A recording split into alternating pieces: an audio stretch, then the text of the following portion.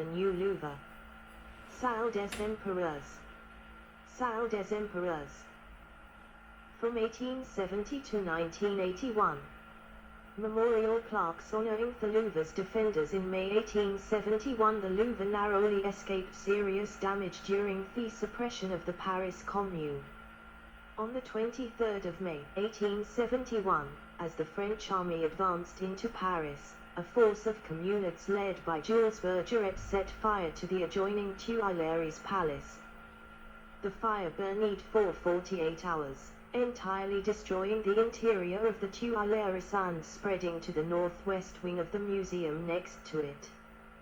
The Opera's Louvre Library, Bibliothèque du Louvre, and some of the adjoining halls, in what is now the Richelieu wing, were separately destroyed.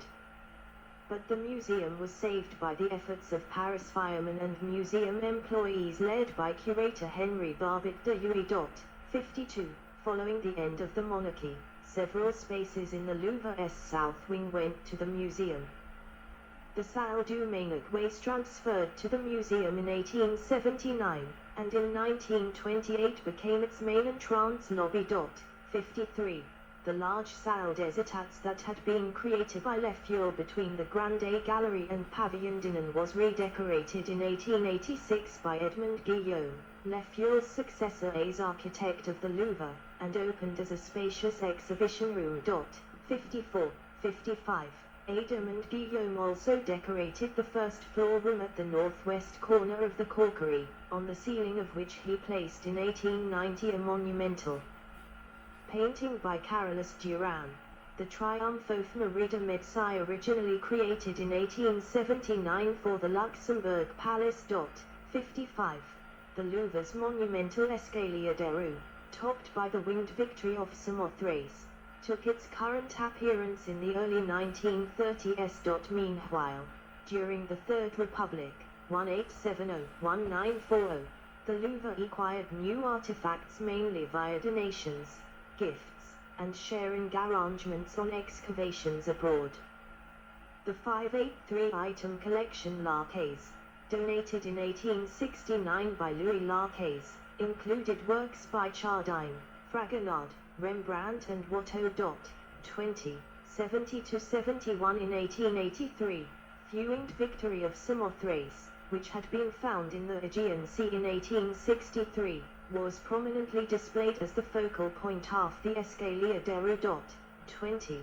70-71. Major artifacts excavated at Susa in Iran, including the massive Apadana capital and glazed brick decoration from the palace of Darius there, accrued to the Oriental, Near Eastern, Antiquities Department in the 1880s. The Société des du Louvre was established in 1897 and donated prominent works, such as the Pietà of Villeneuve-les-Avignon.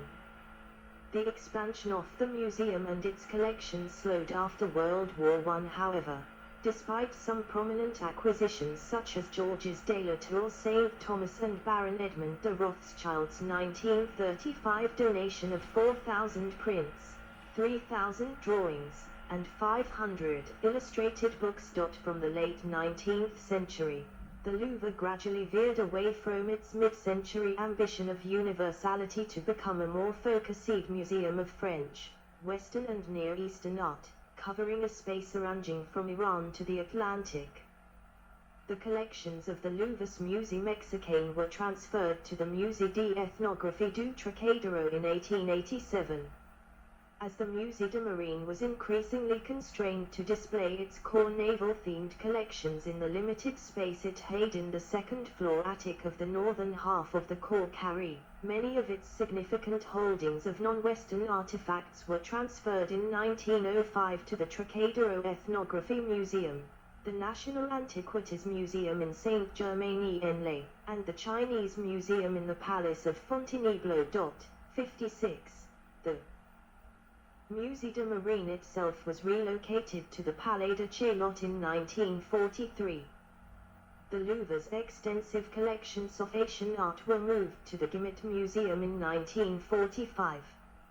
Nevertheless, the Louvre's first gallery of Islamic art opened in 1893. 57. General Feldmarschall Gerd von Rundstedt is seen with a plaster model of the Venus de Milo, 58, while visiting the Louvre with the curator Alfred Merlin on the 7th of October 1940. Seating designed by Pierre Paulin in late 1960s. Grande Galerie Marc Soltet's 1972 museography 4th Salon Carré, with Dos et Dos seat designed in 1967 by Pierre Paulin in the late 1920s. Louvre director Henry Vernet devised a master plan 4th rationalization of the museum's exhibitions, which was partly implemented in the following decade. In 1932-1934, Louvre architects Camille Lefebvre and Albert Ferrand redesigned the Escalier des Roues to its current appearance. The Cour du Sphinx in the south wing was covered by a glass roof in 1934.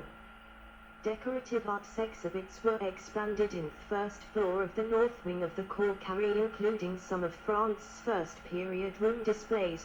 In the late 1930s, the Larquets donation was moved to a remodeled Salle Larquets above the Salle des Caryatides, with reduced height to create more rooms on the second floor and a sober interior designed by Albert Ferrand. During World War II, the Louvre conducted an elaborate plan of evacuation of its art collection.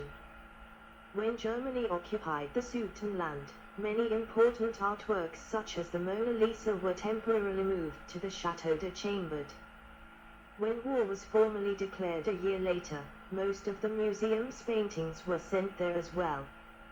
Select sculptures such as Winged Victory of Samothrace and the Venus de Milo were sent to the Château de Valenquie. 59. On the 27th of August, 1939, after 2 days of packing, truck convoys began to leave Paris. By the 28th of December, the museum was cleared of most works, except those that were too heavy and unimportant paintings that were left in the basement. 60. In early 1945, after the liberation of France, art began returning to the Louvre. 61. New arrangements after the war revealed the further evolution of taste away from the lavish decorative practices of the late 19th century. In 1947, Edmond Guillaume's ceiling ornaments were removed from the Salle des Etats, 55, where the Mona Lisa was first displayed in 1966. 62. Around 1950, Louvre architect Jean-Jacques Hafner streamlined the interior decoration of the Grande Galerie. 55. In 1953, a new ceiling by Georges brick was inaugurated in the Salle Henri II, next to the Salle Larquets. 63. In the late 1960s, seats designed by Pierre Paulin were installed in the Grande Galerie. 64. In 1972, the Salon Cas museography was remade with lighting from a hung tubular case, designed by Louvre architect Marc Soltet with assistance from designers André Monpoy, Joseph André Mott and Paulin. 65. In 1961, the Finance Ministry accepted to leave the Pavillon de Flore at the southwestern end of the Louvre building, as Verne had recommended in his 1920s plan. New exhibition spaces of sculptures, ground floor, and paintings, first floor, opened there later in the 1960s, on a design by government architect Olivier Le Hall. 66. Grand Louvre. In 1981, French President François Mitterrand proposed, as one of his grand projects, the Grand Louvre plan to relocate the Finance Ministry, until then housed in the north wing of the Louvre, and thus devote almost the entire Louvre building, except its northwestern tip, which houses the separate Musée des Arts Décoratifs, to the museum, which would be correspondingly restructured. In 1984, IMP, the architect personally selected by Mitterrand, proposed a master plan including an underground entrance space accessed through a glass pyramid in the Louvre's central core. Napoleon. 20. 66. The open spaces surrounding the pyramid were inaugurated on the 15th of October, 1988, and its underground lobby was opened on the 30th of March, 1989. New galleries of early modern French paintings on the second floor of Cour Carrée, for which the planning had started before the Grand Louvre, also opened in 1989. Further rooms in the same sequence, designed by Italo Rota, opened on the 15th of December 1992. On the 18th of November 1993, Mitterrand inaugurated the next major phase of the Grand Louvre plan, then elevated north, Richelieu wing in the former Finance Ministry site, the museum's largest single pension in its entire history, designed by Pay, his French associate Michel Macari, and Jean-Michel Wilmot. Further underground spaces known as the Carrousel du Louvre, centered on the inverted pyramid and designed by Pay and Macari, had opened in October 1993. Other refurbished galleries, of Italian sculptures and Egyptian antiquities, opened in 1994. The third and last main phase of the plan unfolded mainly in 1997, with new renovated rooms in the Sully and Dinan wings.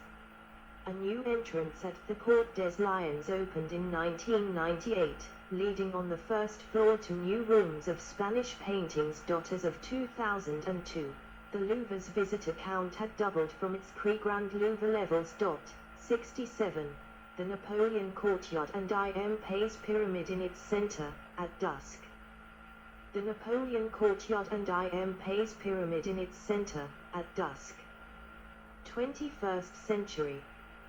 President Jacques Chirac, who had succeeded Mitterrand in 1995, insisted on the return of non-Western art to the Louvre, upon a recommendation from his friend the art collector and dealer Jacques Kerchach.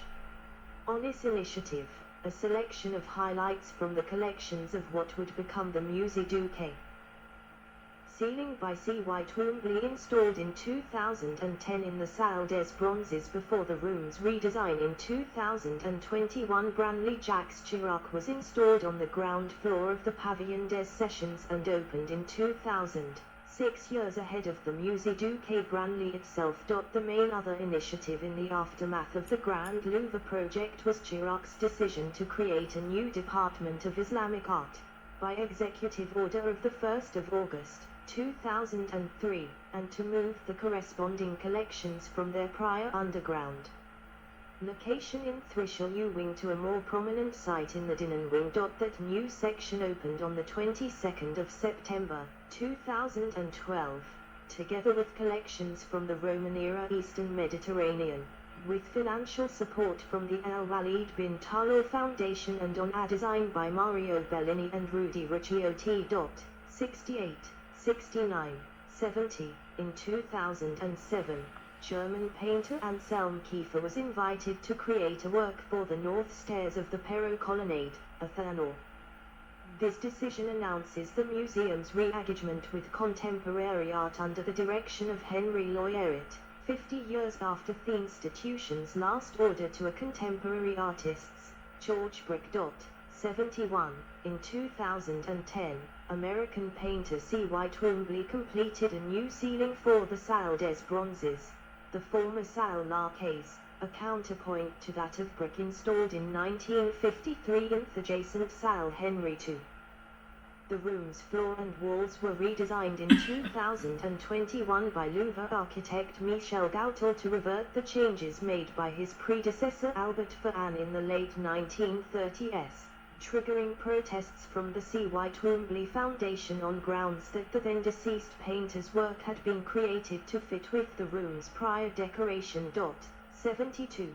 That same year, the Louvre commissioned French artist François Morellet to create a work for the Les Fuel stairs, on the first floor. For l'Esprit d'Escalier, Morellet redesigned the staircase's windows, echoing their original structures but distorting them to create a disturbing optical effect. 73. On the 6th of June, 2014, the decorative arts section on the first floor of the Cour Carrée's northern wing opened after comprehensive refurbishment.